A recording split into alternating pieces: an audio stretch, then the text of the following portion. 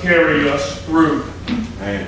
I'd like to say good morning to the family this morning. I see there are quite a few that are out this morning, and we'll be praying for them as well. To all of you all, thank you for being here this morning to come and worship our God in spirit and in truth. And to our visitors, we have my brothers and sisters here that are not visitors, their families. So we're glad that anytime they're in the Town area, they stop in and worship with us. As we look at the lesson this morning, we sort of veered off last week a little bit. And to this morning, I want to get us back to our theme.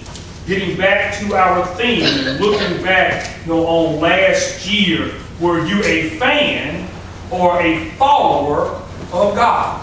On last year, were you a fan of God or a follower of God? And I think the lesson this morning may open up our eyes. I hope it does anyway. And the title alone, I hope, will open up our eyes. And so as you look at this, please take notes. I wish that everyone was here to hear this lesson. And you may want to repeat this lesson to some of our brothers and sisters, because I tell you, they're going to need it. I need it, you need it, and I believe they're going to need it as well. Notice what I said. I need it, you need it, and I believe they need this lesson here in particular as well. Okay? So let's go back to the book of James. The chapter is 4 and verse number 1. Let's go back to the book of James. The chapter is 4 and verse number 1. James, the chapter is 4 and verse number 1. Okay? When you look at James, the chapter is 4. James had just finished up in the lesson, as we understand it. This is one letter. This letter is actually not broken into chapters as we would have it in the Bible. The way that the translators have broken the verses down in chapters and verses. But if you go back in chapter 1, James started talking about trials and tribulations. Then he started talking about how we view our belief system and how we carry ourselves within that belief system. Okay? And he takes that on into chapter 2 and talks about, yeah, you can have faith, but if you ain't doing anything, what is your faith worth? Then in chapter 3, he goes on and talks about the danger of our mouths, the danger of the tongue, and how the tongue can get our members in trouble. How our tongue boasts great things, but can back up very little. And when now he's coming over to chapter 4, and if you put this in the mind of a letter, not a chapter, but a letter, now the letter starts to veer off into a pace that's going to help us understand chapters 1, 2, and 3. Amen? So when he gets to chapter 4 here, in verse number 1, the Bible says, what is the source of quarrels?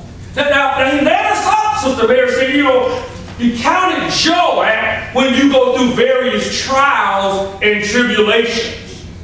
Yes, you got faith, but you need to be doing something. Watch your mouth now. Hello. Watch what you're saying, Brother D. Watch your mouth. Then he goes and says, what is the source of all this? What is the source of quarrels and conflicts that take place, not just among men, but among brethren? Among brethren. As James is writing like he's not worried about the world. He's worried about the congregation of the Lord. He's not worried about the world. He's worried about the congregation of the Lord. He said, what is the source of quarrels? And my friends that's on the internet listening to us on Facebook, listen, just because you come into the kingdom of God don't mean quarrels don't stop. Because you bring those quarrels with you, you bring those ways with you, guess what? They just come into the family of God. So now we got to try to figure out, how do we kill these sources of quarrels? How do we kill these sources of jealousy that comes amongst our brethren? Amen? How do we do that? And this is what James is getting ready to get into. Brother Mac, if you mind helping me read this, brother, I'm going to be moving a lot. I'm going to stop and start, so please help me out if you don't mind, brother. Read verse 1 of chapter 4 of James for me, please. Where do you wars and fights come from among you? Mm-hmm. Do they not come from your desires for pleasure? That's right. He said, does it not come from your desires? What did he say? Desires of what? Desires of pleasure. Sister Tasha, he didn't say your desire to do the right thing. He said your desires of pleasure. That's where these things come from. Amen. Continue, my brother, please. That war in your memory. And it has you moving inside. It has you looking at your brothers and sisters sideways. Amen. It has you looking at their vehicles, looking at what they're wearing, looking at how they're living, looking at their job. But if you had those things, where would you be? Would you even be in the congregation of the Lord? See, some of us, God don't let us have but a few things, because if He give us more, we be gone. Some of us, God only give us a few things, because if He gave us more, Sister Tracy, we'll be gone. We'll leave it. We'll get beside ourselves. Amen. I listened to Bill Maher on the Message Truth, and he said it talks about, now he's an atheist. He don't believe in God. He said God causes, religion causes trouble and fights and things of that nature. Then why are you using our principles then? Stop using God's principles if God isn't real. That's what I want to tell people. Leave His principles alone if He ain't real. Amen? Amen. But he said, it's so many, what did he say first? So many folks that they're atheists or antagonists or whatever, or just some folks that don't want to get up and go to church on Sunday. Are we becoming those people? Are we becoming those people? So we'll say we're not an atheist, but an atheist is somebody that don't believe in God. So what do you call people that don't do what God says do? They say atheists is people who don't believe in God. What do you call people that don't do what God says do? What's the difference between the two? Because you believe in God, and you will do what God says do. Hello? So now, read my brother, please. You lust and do not have. You murder and covet and cannot obtain. Amen. You fight in war. Yet you do not have because you do not ask. You ask and do not receive because you ask for this. Because you ask for the wrong motive. You don't have the right motives for what you want. You can't deal with what you're asking for. Something God don't give us because we can't deal with it. Like I said, you got folks, you go back to the Great Depression, you had folks jumping out of windows. Then you had people that was poor walking around like, what's the problem? What is a depression? Who's all running around? You notice that the stock market don't affect us? I ain't never heard none of y'all come in and the stock market, Dow Jones just low. It's just low. Hey, when they gonna get that thing? Dre, I lost $1,000 last week. They ain't in the stock market. We don't have those conversations, do we? That stuff don't bother. See, God don't let us worry about stuff like that. Christians only worry about what's high. That's going to heaven. Amen. I'm going to live above this life. I'm going for what's high. I'm not going for what's dropped down and come back up and drop down and come back up. What I'm reaching for ain't came down yet. When it do come down, it ain't going to come back down again. Y'all can get that, didn't you? Well, you get what I get. When Christ comes down, it's going to be the last time he's coming down. He's coming to the church and he ain't coming down again. That's right. It ain't going to be no fluctuation. We don't need no charts to see Christ in the charts here. We won't need that. Now, the next verse is what I want us to key on you all. It's verse 4. Amen. Amen. That's going to take our lesson from today. Okay, verse 4. I want y'all to pay very close. Now, remember we said we like to try to read slow. Internet friends, and reading the Bible. You want to try to read the Bible a little slow and look at every word. Put your finger on the words. Don't just run over them. So, my brother, read verse 4 for me. I'm sorry. Yes, sir. I'm sorry. I didn't know I stopped. Yes, sir. That you may spend it on your place. Adulterers. Do you not know that the friendship with the world is everything with God? You know, the word we miss out of that thing, we all talk about the friendship of the world. But James called them something. He said, you're an adulterer. He's not talking about a man committing adultery with women. So here's your lesson. Here's your title for today.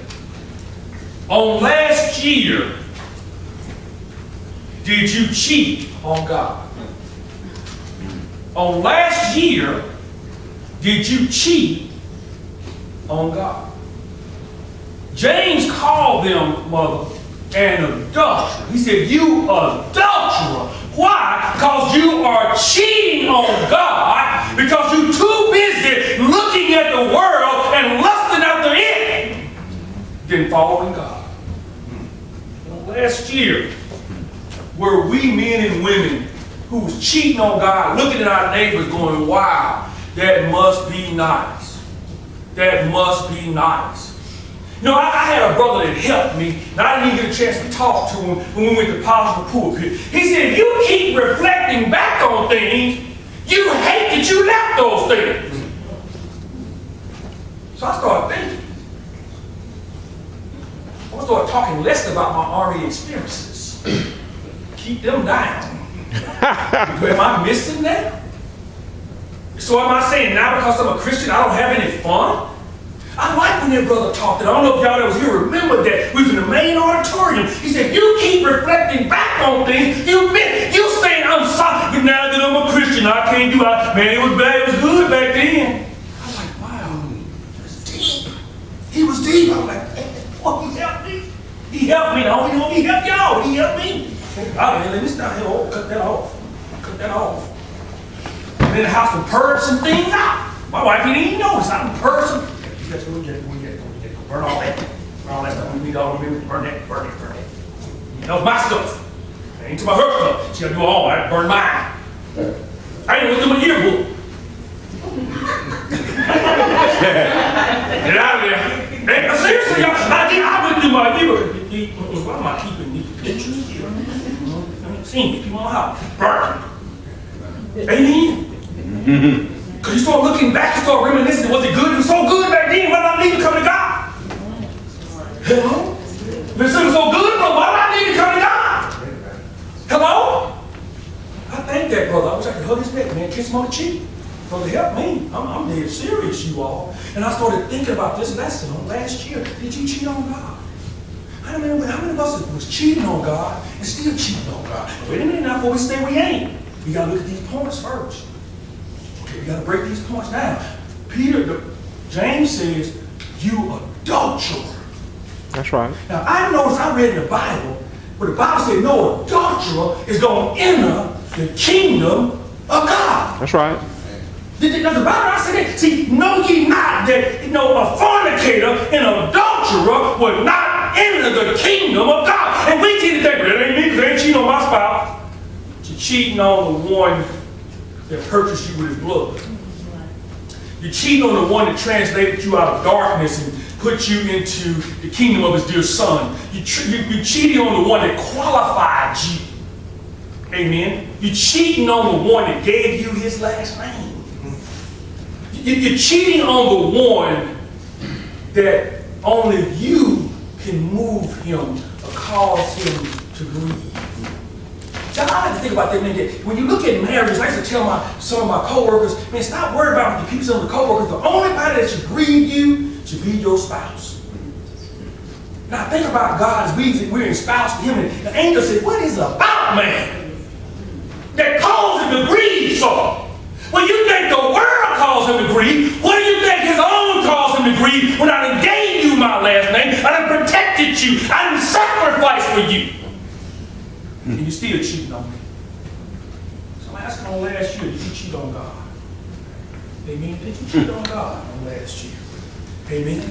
Let's break this down. I got to jump around a tiny bit, but I'm going to try my best to stay in the meat of the lesson right in James, okay? But I got to hop a little bit, okay? Thank you, my brother, for reading for me. Thank you there. Notice what he says. Number one, Sister McRae, if you would for me, Romans number 1. Here's why. Here's how you know if you cheated on God last year. If you did not, just put number 1. Submit yourself to God. Submit yourself to God. Look at what verse number 7 says. Very first line. What did your line say, brother? You have a King James this morning, brother? What did King James say in the very first line? Number 7? Yes, sir. Therefore, submit to God. He said the same thing. Submit. New American Standard says submit. See, some of us hadn't submitted. We say we submitted, Sister Mitchell, but we haven't submitted. See, we say we submitted, but we haven't submitted. I was listening to a song on the way here, and my wife listened to that gospel music channel. Hate that channel, but I listen to it anyway sometimes.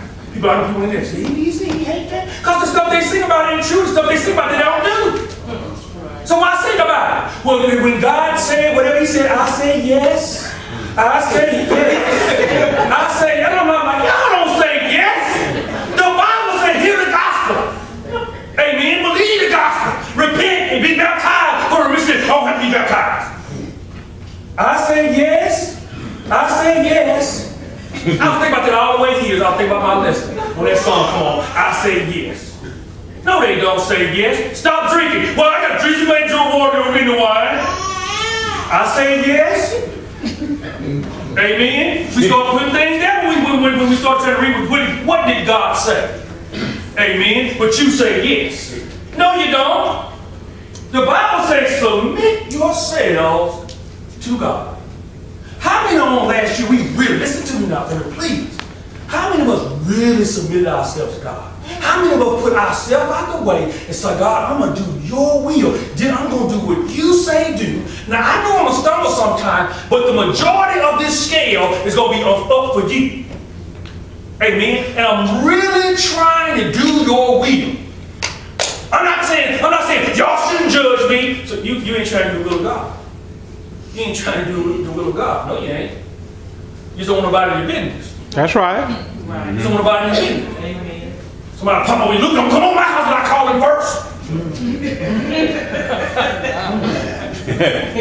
Amen. How many of us were submitting ourselves to God on last year? Amen. Because if I can't submit myself to God, I can't be faithful to God. And I'm just what James called the brethren there, adulterers. That's right. That's an adulterer because I can't submit. There are folks that can't submit in marriages. They're in competition with one another. And I keep asking folks, what are you winning? And how long is this fight going to go on? At some point, somebody will say, Uncle, I give you. What do you want? Hello? But we won't submit. We won't submit. Then we done fought so long, we forgot what we're fighting for. Then we so stubborn, we gonna make up something. But we put it on you. You remember? Oh, you gonna act like you don't know that. Since you don't know, I don't know. I ain't saying nothing either. You don't know, I don't know. I mean, like I don't know too.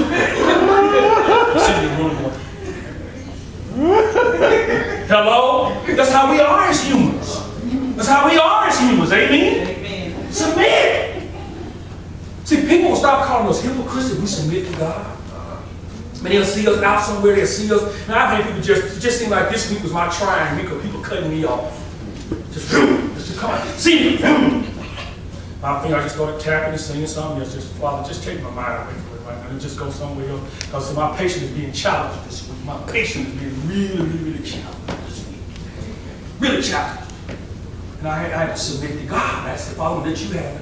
To take my eyes off these folks, because they don't know no better, Father. They don't know no better. They don't know that they're 2 tons away from being dead. So that car smacked right into them. Man, you 2 tons away from being dead. And you just pull out in front of people like you in a rush to go to the food bar. Amen? Just in a rush to go.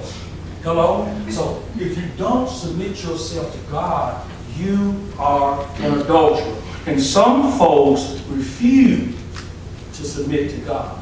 Let me give you A under that. A under that one. Letter A. Stop giving the devil an opportunity. Too many of us in the church, we give Satan opportunity. Satan don't have any power. He can't do anything. You give him opportunity. Stop giving him opportunity. Let me explain what I say opportunity is. Young people, when you all see trouble and you know it's trouble, why do you sit there with that trouble? Why do you sit there with it? So you let opportunity come. If he's sitting there smoking weed, you should be going the opposite direction. You give an opportunity. He getting in the car with you. You get in the car with him. You give an opportunity. Hello? Me and you on your jobs. And going out and hey, that you're around women. If you work around women, you work around men, you need to change some things. Hello? You need to change how you do things. Don't give folks opportunity. Hello? Because people take smiles and compliments as opportunity. They sure do. And here's another thing. Are you complimenting your own or did you compliment somebody else? Uh-oh. Let's go. Stop giving the devil opportunity. God is giving the devil an opportunity. Turn to Ephesians chapter 4, verse number 26. And let's say it again. Are you giving your own the amount of compliments you giving somebody else? Now, you all, I'm serious. This is not bragging. I ain't gonna let no man out compliment me with my wife. I ain't gonna let no man out compliment me with my wife. It ain't happening. Amen. It ain't happening. You ain't gonna beat me complimenting her.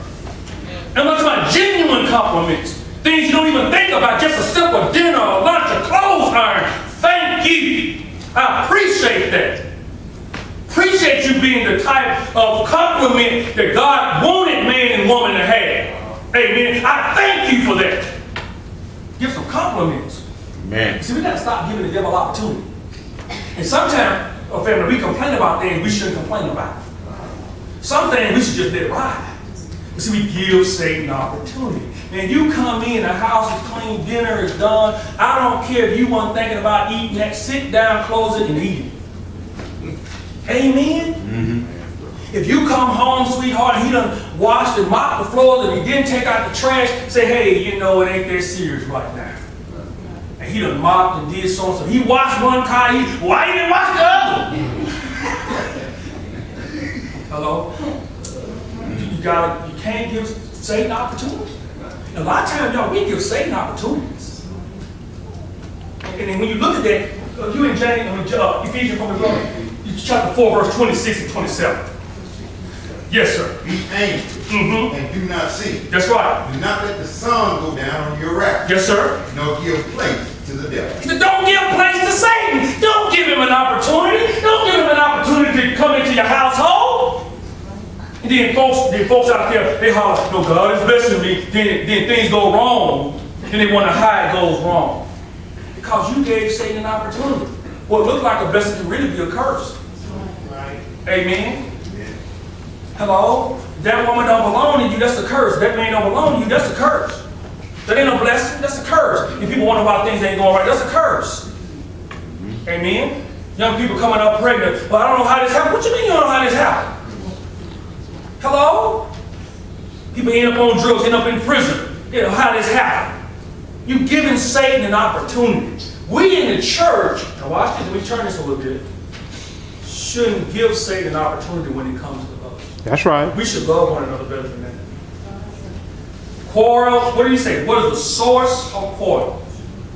We have quarrels coming into the congregation of the Lord because we are not willing, amen, to not to give Satan an opportunity.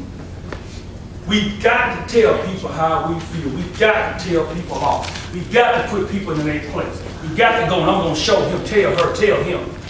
Instead of saying, you know what? Is this worth me bringing up?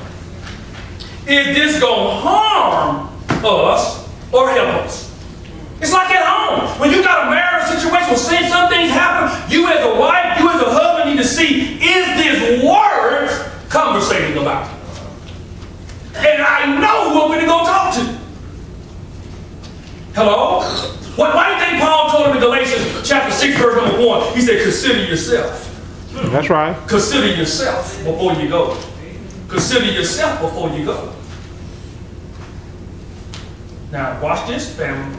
Sometimes, brothers, sisters, when you have issues and you know that if I go, I'm going to use me and my wife. Oh, this is about 2-week argument. About 5 days of back-to-back. I don't want to be so skimpy dinner. She'll fix something. Be so skimpy, I won't get food off of her. Sister Mister, can I talk to you for a minute? Sister Mister, I need you. Could you just run by and just talk to Sister Evans, just tell her some things, and just help me out a little bit there, Sister. Could you just run by and say some things to her? Don't let it come from me. Just see you're seeing some things and you love her so dearly, and you just want to try to help her out. Y'all need to try that. Sometimes you won't be getting the arguments. And she may see it from a different view because it came from another person. But try that. I'll talk to some folks in a minute. You help me. Hello, Sister Kathy, how you doing? Talk to you for a minute. See, man, women better understand women. Men better understand men. God put that for a reason for us to work with support one another, and sometimes you got to use your sources. Because this situation is really getting on my nerves. If I know if I go directly, how's my tone going to be number one? And if I go to my face, I got to have his mind face if I go to her. So I make one little inch. If there's some anger there, she's going to say I'm angry and I'm breaking my voice. And I ain't even lifted at you. I just said, You know, and my voice was raised all of a sudden, Will. So now, see, if I see Sister Mitchell, good. Amen. Use your sources. And we got to not give opportunity to say, young people, y'all learn this early. Y'all going up and get into relationships. Tell you, my oldest son told me, you keep me out of a lot. You kept me out of a lot of arguments. So I showed him how some things don't even be talked about. Some things, let them grow and go. Let it go and grow. That's how, let it go and grow. Now, if it's vital, then you talk about it. But not, learn how not to give Satan an opportunity. Still going under this one here. Letter B, stop depriving one another. See, if I'm going to submit to God, then I'm not going to give opportunity, and I'm going to stop depriving one another. Stop depriving each other. Go to 1 Corinthians chapter 7, verse number 5. 1 Corinthians chapter 7, verse number 5. Stop depriving. I'm going to do a twofold on depriving. I'm going to teach this twofold. Stop depriving one another. First, let's look at husband and wife. Stop depriving one another. 1 Corinthians chapter 7, verse number 5. 1 Corinthians chapter 7, verse number 5. Brother Mitchell, you have that one. 1 Corinthians chapter 7, verse 5. Defraud you not one to other, except to be with consent for a time, that ye may give yourselves to fasting and prayer, and come together again, that Satan tempt you not for your inconsistency. Now, this is what he said. Listen, if you're going to defraud one another, it should be of genuine consent. We should talk about this. And why am I defrauding you? Why am I going this way? They won't be defrauding then. But why do I need space? As our young people call it. I need space. Why do you need space? Because I'm going to get closer to God. How many folks that hardly need space going to get closer to God? But they're going to get closer to somebody else. Amen? See, Paul says here, stop defrauding one another. Now watch this. Paul not talking about sex. People just think Paul talking about sex. Yeah, it's included. That's not the main thing Paul's talking about. Notice he said one another. What do wives need? Yes, they enjoy intimacy, but what do they need as well? They need time. They need someone that they feel like they can talk to other than women sometimes. They want to talk to you. If I'm depriving them, I'm not listening, then guess what? I'm giving Satan an opportunity. I'm giving him an opportunity. And I'm not putting in time with him. I'm giving Satan an opportunity. No, we can't keep, can't be acting like we 10, we the man. Everything I say goes, and she is listening to me because I'm He-Man. I run through a brick wall. That's how these young folks think. I said, she do it. Keep living. Keep living. You said it ain't going to get done is what's going to happen. You going to say it ain't going to get done. Where's dinner? It ain't done. Where's my clothes for tomorrow? It ain't done. So you got to learn how to give and nourish people. And the Bible says, stop depriving one another. Amen. Stop that. Too many of us are doing that, and we're giving Satan an opportunity. And that's the problem. Even in the church. Now watch this. When it comes to us in the church, stop depriving your brothers and sisters. How many of us are going up and hugging and talking to and trying to build relationships with our brothers and sisters? How many of those know about the things that they're going through in their own life? And here we're depriving them because we don't have time. Everything we do, we're in a hurry. Every time you see Brother Shun, he's in a hurry. He can't stop and talk for 5 minutes. But he loves me. I'm praying for you. Prayer is awesome. But it's good if you give me something a little bit more tangible. Well, what do I mean by that? Is that when you come and you sit down with me for a moment, when you talk with me and not at me. See, I remember Bill Russell did not give out autographs, but he would tell the fan, we can go have a drink together, we can go have a meal together. Because he wanted to see, was you really interested in me or the athlete? That's how he operated. He didn't give out autographs. But he told me, he said, come have a drink with me. If people don't want to spend time, that's what you're about. People want relationships. People want to know they value. Do you value your brothers and sisters? Do we value one another in here? Or do we just value your position on this bench? Or do we truly value one another? And you wonder why James calls them adultery. Because they don't value one another. And we deprive one another. And that should not be taking place in the Lord's church. We should know how to deal, talk, and have a relationship with one another based on love and not what I want. Based on love and not what I want. Amen? Amen. And you look at this thing. He says, you are an adulterer. And you won't even submit to me. You keep giving the devil an opportunity, and you're depriving one another. But yet you say you love me. Let's keep going here. When you look at stop depriving one another. And the last one on this one, my sister, is resist the devil. Resist the devil. Go back to James chapter 4, verse 7. James chapter 4, verse 7. James chapter 4, verse 7. Resist the devil.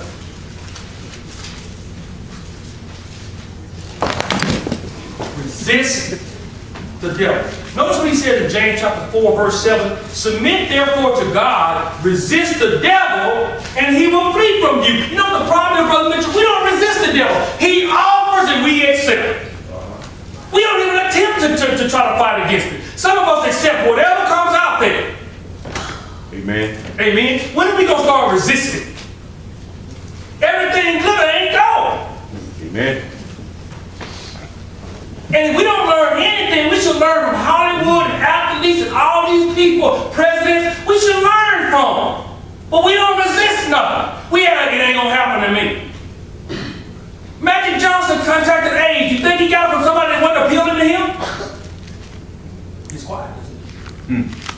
Obviously, they looked attractive. But what they had to do with the HIV virus? When are we going to start resisting? When are we going to start saying, hey, I'm going to do things differently? When are we going to start saying, hey, I have enough? What I have is more than enough. And I'm going to thank God and be pleased with it. When are we going to resist? When are we going to resist? Amen? Instead of keep accept everything we see. We're like Solomon. We want to touch it. Everything our eyes see is good, we want to touch it. When are we going to resist?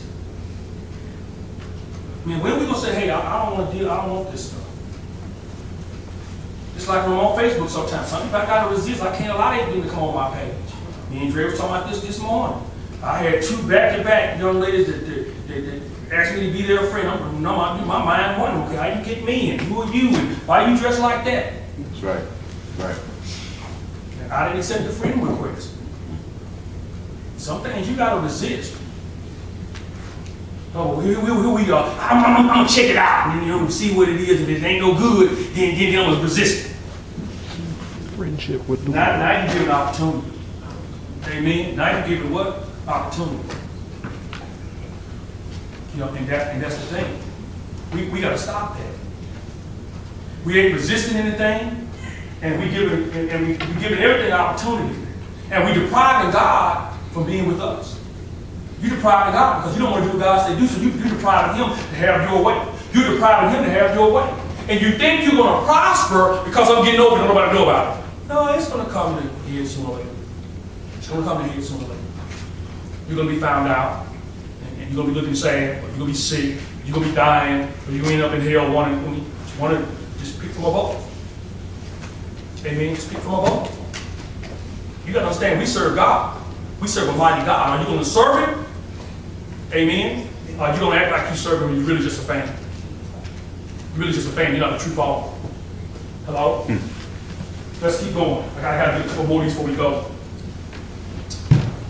Let me get this one here before I go, so I make sure just pick out. I don't get this one. At least we'll get this one here out of the way. This is actually Roman numeral 3, but I'm going to make it Roman numeral 2, Sister McRae. If everybody got it off the board, please erase it. No, Roman numeral 3, stop speaking evil against one another.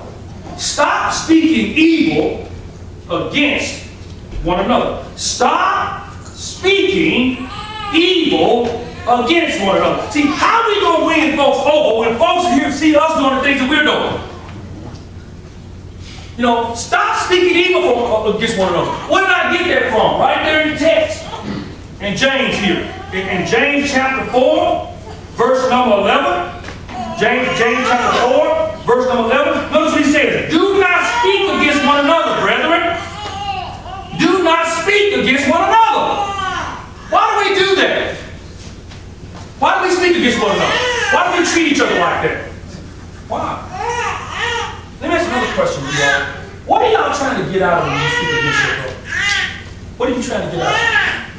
Hello? You speak against your brother. What are you trying to gain? The Bible says, do not speak against your brother.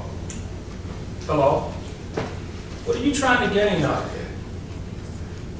What are you trying to gain? Stop speaking against your brother. Notice what the Bible says here. He who speaks against a brother or judges his brother speaks against the law and judges the law. If you judge the law, you are not a doer of the law, but a judge of it. When you look at this speaking not against one another, I'm going to go back to Ephesians chapter 4 here, and I'm going to share a few scriptures with you here in Ephesians chapter 4. Hello? Ephesians chapter 4 and verse number 29. Ephesians 4 and 29. Ephesians 4 and 29. Notice what the Bible says. Let no unwholesome word proceed from your mouth, but only such a word as is good for edification to the need of the moment, so that it will give grace to those who hear. How many of you all are building your brothers up? How many of you all are building your sisters up? How many of you all talk about the good your brothers or sisters do versus what they haven't gotten right yet? How many of you say, man, you are doing a great job. Sister, you're doing an awesome job. We appreciate you. How many of us are building one another up? We good at tearing down, but how many of us add? We good at subtracting, but we ain't good at adding. Man. And how many of us are sitting down with our family saying, I appreciate you, thank you for what you do. We hear a lot about what we don't do. But we got that part, we got that down to a science. Some of us, we can write books on how to tell folks what they're not doing. We can write books or give classes on it, workshops on how to tell folks on what they're not doing. But how many of us are encouraging our brothers and sisters? How many saying, thank you, sister, for writing on the board. It seems something. This seems simple. This keep Brother Shumpin having to turn his back and write. Well, he ought to use PowerPoint then. You put it together. You put it together. To be good at telling folks, he ought to, you put it together then. I don't have time for PowerPoint. I make my point quick and I'm gone. I don't need no PowerPoint. Hello? Amen. I got PowerPoint. I got PowerPoint. She just changed the slide a few minutes ago. Cleared it out. Amen. I got PowerPoint. We worry about the wrong things, don't we, family? We worry about the wrong things. Why don't we build up? Why don't we lift up? Thank you for what you do. What if the word saw us loving on each other more and hugging on each other more and they're supporting each other more? Amen? And they go, wow, man, I want to be a part of that. I want to be a part of that. I'm going to love one another. That's what you want to be a part of. Amen? Stop speaking evil against one another. And here's number letter A, sister. Stop with the unrighteous judgment. Stop with the unrighteous judgment. I didn't say don't make a judgment. I say stop with your unrighteous judgment. Mm-hmm. If your judgment is not righteous and you know it, stop it.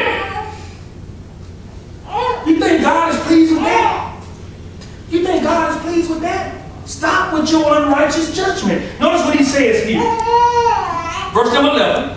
Go back to James. Go back to James. Chapter 4. Verse number 11. Do not speak evil against one another. He who speaks against a brother or judges his brother speaks against the law. And notice what he said. Speaks against. So we got to understand, Sister Mary, what that word against means. Brother Mitch, what that word against against me. Dre, against. See, in other words, if you're going to speak something, even though it is criticism, or even though you're addressing sin, see, Dre, if you in sin and I come to talk to you about that sin, or I want to ask you how to come to you about that sin, I'm not speaking against you, I'm speaking for you. How? Because I'm trying to help him make sure he's restored with God. But brother, I go talk about, Dre ain't nothing but a loser. He never do anything right. Every time we see him out there in the liquor store, he never try to get his stuff right. He a hypocrite. Now I'm speaking what? Ain't nothing I said that'll help Dre. Ain't nothing I said that'll help Dre. Well, why did I say, Brother Oscar, we need to go help our brother. I want you to come with me. We're going to go talk to our brother because we want to win our brother over. You know, he don't need to be out there. He don't understand the love he has in the congregation of the Lord. Now I'm speaking what? For my brother. There's a difference. See, James talking about you speaking against. You ain't trying to help your brother. You're not even concerned about your brother. That's a judgment. See, God makes those judgment calls. You don't make that judgment call. Because if you're in that situation yourself, you don't want someone to treat you like that. Amen. And all of us have been there. Everybody in here has been at some of those low points in your life. You wish you just had a big eraser and just erase that part out. Don't let nobody find that.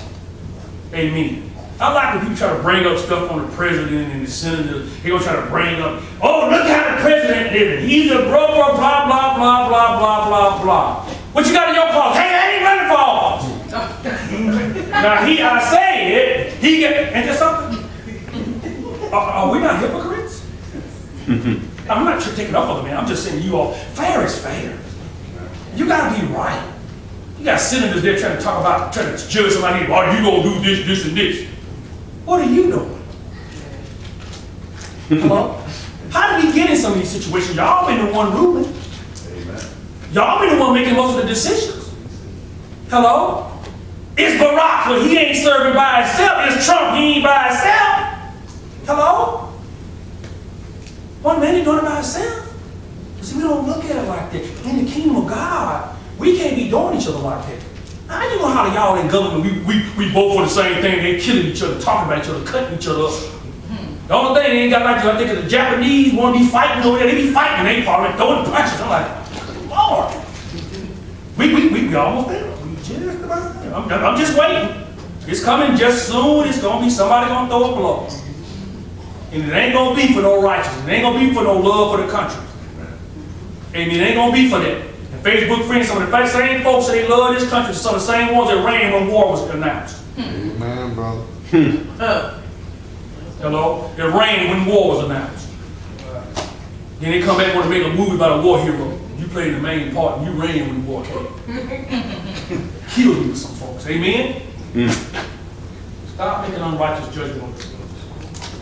Pray for folks. Stop trying to wish they go to hell. Or wait to see, okay, wait to be in judgment day when he go and he drop. Wow. And you dropping all the same time. You know the same devil? You know fucking me. Both drop. Amen. Oh man, we got to be careful. Some of us want to be right beside. I saw some on Facebook. I want to be right beside you in judgment day. Not me. I mean, you worry about looking at Brother Mitchell at judgment day. It's something wrong with you. I'm gonna be all about me on that day. I ain't gonna know my wife. What about Christian? I don't know him either. He don't know nothing. All I know is Shun Evans. That's all I can stand for. Okay, you don't know Dre. I know other Lord. Y'all gonna be all about it. Ain't gonna be looking at Lewis. Ain't gonna be looking at Sister Mary Ray. Ain't gonna be looking at Kimmy. I pray for y'all once I get in. I be cheering for you. Come on, Dre. I gotta get in first. I ain't getting in, Dre. I ain't cheering. I'm gonna be begging, Dre.